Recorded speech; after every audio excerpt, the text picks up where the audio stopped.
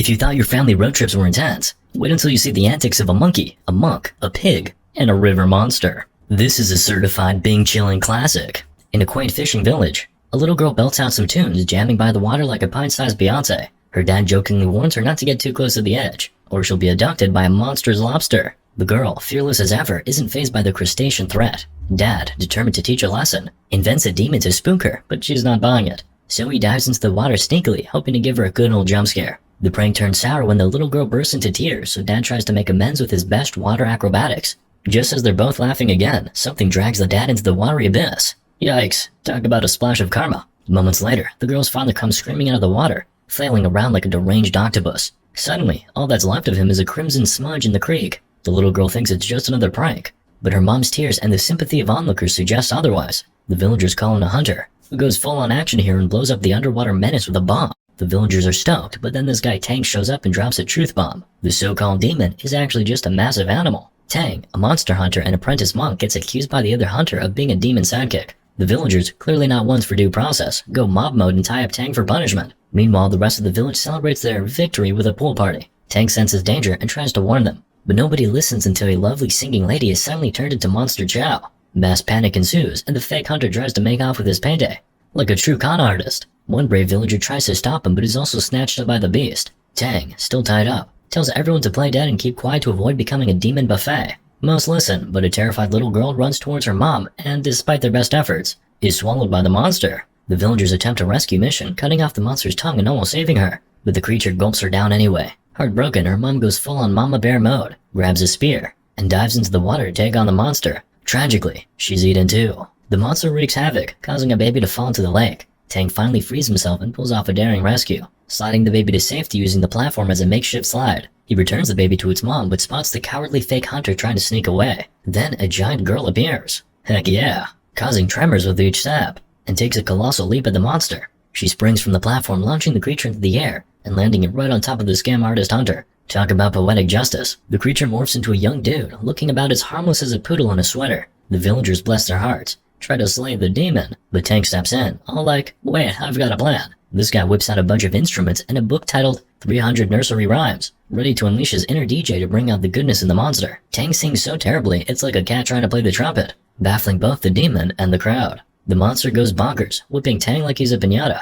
Before Tang becomes a pancake, a woman named Duan tackles the demon, beats him up, and seals him in a magic cloth, turning him into a creepy doll. Duan's a demon hunter too. Who would have thought? When Tang shows her his monster-defeating gear, she laughs so hard she nearly pees herself, while the villager praise her like she's the next big influencer. Tang's bummed by the epic fail, but his master says turning evil to good ain't a walk in the park and to never give up. The master then sends Tang to defeat another demon, this time one cooking up human steaks at a local restaurant. Tang isn't so sure about his sing-along method anymore, but the master insists it's all about awakening the good in the demons. Late at night, Tang rolls up to the restaurant, which is buzzing with customers. A woman greets him and starts to lead him in, but Tang's all like, nice try, show me your true face, demon. The demon changes, and lunges at Tang, who bolts like he just saw a clown in the basement. Luckily, Duan shows up and smashes the demon into demon dust. She then goes full beast mode, hacking away the demons in the restaurant like a pro. Just as a sneaky demon tries to ambush her, Duan pulls a quick one and battles the demon, nailing him right in the kisser. Eventually, his face cracks, revealing a boar snout. She chains up the creature and calls Tang for backup. Duan traps the demon essence in her throat, and Tang's gotta suck it out. Tang goes in for the weirdest kiss ever and accidentally smooches the boar, inhaling the demon like he's doing the cinnamon challenge. Remember that one? Duan yanks the essence out of Tang and stuffs it into her ceiling pouch. But this demon's like, nah, not today, and grows ginormous, busting out of the pouch and revealing its true monstrous form. Tang and Duan leg it as everything crumbles around them. They reach a lake, but Duan's taken a beating and collapses. Tang tries to stop her bleeding, accidentally bleeding himself in the process. But hey, no biggie. Just as Duan leans in for a kiss, Tang suddenly remembers he's a monk and makes a break for it like he's seen a spider in the shower. The next day, Tang goes back to his master, feeling like a loser again. The master tells him the only way to beat the pig monster is to get help from the ruler of all demons, Wukong, who's been chilling under a mountain for 500 years after getting grounded by the gods. I think you can also play him in League of Legends. While trekking through the forest, Tang takes a tumble into a trap set by some strangers who've got Duan and the gang under lockdown. These mysterious folks are on a demon and a demon hunter killing spree, straight out of the west. A girl interrogates a prisoner, asking if he's a hunter. He's like, no way, Jose. And she's like, cool, you're dead. Then she turns to Tang, who's quaking in his monk sandals. Just as he's about to face a deadly fate, Duan swoops in like a superhero and claims that Tang is her hubby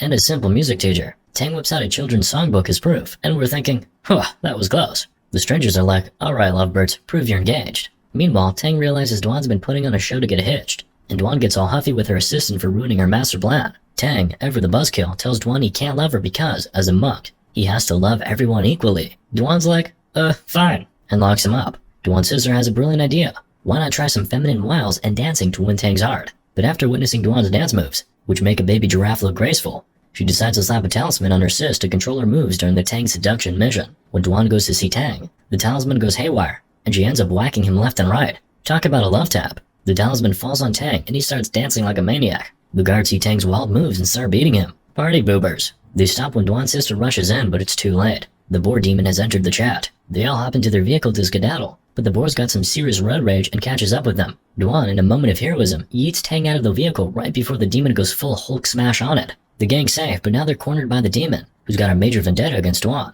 But wait, out of nowhere, a tiger or a dude leaps at the demon, tossing it into the air and delivering a roundhouse kick that makes Chuck Norris jealous. The demon's like, I'm out, and flees. Enter an old man with mismatched legs, eyeing up the stranger. They both know whoever dabs the boar demon first will be crowned the ultimate demon hunter. The race is on. So these three dudes decide to throw down in a one-on-one-on-one when another hunter shows up with his entourage of ladies. The warrior guy's all like, chill, I got this boar situation handled. But then they all start flexing to see who's the buffest. Tang steps in like a voice of reason and tries to convince them to work together, but they just laugh him off. Before he leaves, Duan gives Tang a shout out. That only makes him mad. He demands his songbook back. But Duan, in true drama queen fashion, just rips it up. So the hunters part ways like a bunch of grumpy cats. After trekking through what feels like the entire world, Tang finally stumbles upon a mountain temple. He hops down a mysterious hole and meets this wild-looking dude who won't stop hugging him. Turns out, it's the legendary Monkey King, Wukong. Apparently, he's been trapped in this cave for 500 years after a fallout with Buddha. Now he's all about sacred literature and has ditched his demonic past. But Wukong is itching to escape, so he tries to trick Tang into removing the seal. Tang isn't having any of it though.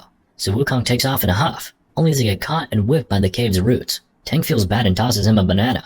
Kinda racist. Which somehow sweetens Wukong enough to share the secret to defeating the boar demon. A moonlit dance by a lovely lady. Duan overhears the plan and volunteers herself as tribute. Tang tries to shoo her away, but Wukong starts flirting and teaching her some sick dance moves. As Duan dances under the moonlight, Tang can't help but fall head over heels for her. Suddenly they hear a monstrous roar. The boar demon has arrived. Wukong starts trash-talking the demon from inside the cave, luring the monster to take a peek under the lilies. And just like that, the boar demon is sucked into the godly seal. Talk about a not-so-happy ending for the boar. But hey, at least our heroes are on track for a boar-free future. Duan, feeling rather mystical, turns the boar demon into a doll and hands both demons to Tang. He's now like a magical DJ, remixing evil creatures into good ones using nursery rhymes. The woman pops a ring on Tang's finger, clearly looking for a Pinterest-perfect wedding. But Tang would rather lose a finger than marry her. He's all, new phone, who this? Duan rolls her eyes, removes the ring, and hands back Tang's fixed book, which he promptly rejects like it's last season's meme. Tang emerges from the cave, emo about his true feelings, and gazes at the moon. Wukong, in a total FOMO moment, asks him to cut the lily flower blocking his lunar view.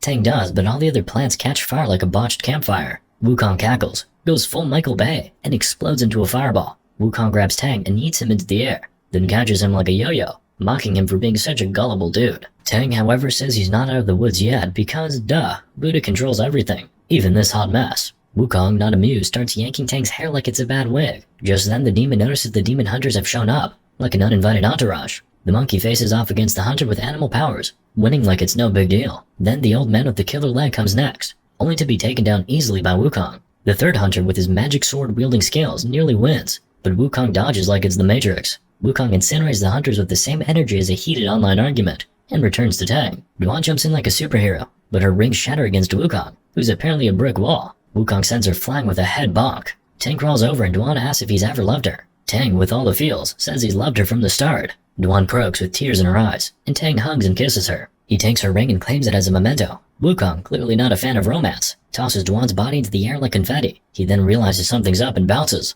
leaving Tang to find inner peace and level up his monk skills. Tang starts chanting and boom, a huge stone Buddha appears. Wukong, not one to be left out, hops on the statue and smashes it like a piñata. Just then, Cosmic Buddha sends a massive shockwave their way. Wukong goes full King Kong mode, but even that's not enough to beat Buddha's divine palm. Crushed, Wukong finds himself in another realm where Tang has finally kicked some demon butt. Tang gives the now defeated demon Duan's ring, transforming him into his new disciple. Tang's master says he's ready to head west, like a spiritual road trip. Off to India they go for some sacred scriptures, with Tang's redeemed demons turned disciples in tow. As they head into the sweltering desert, the film fades out. Moral of the story? Being chilling.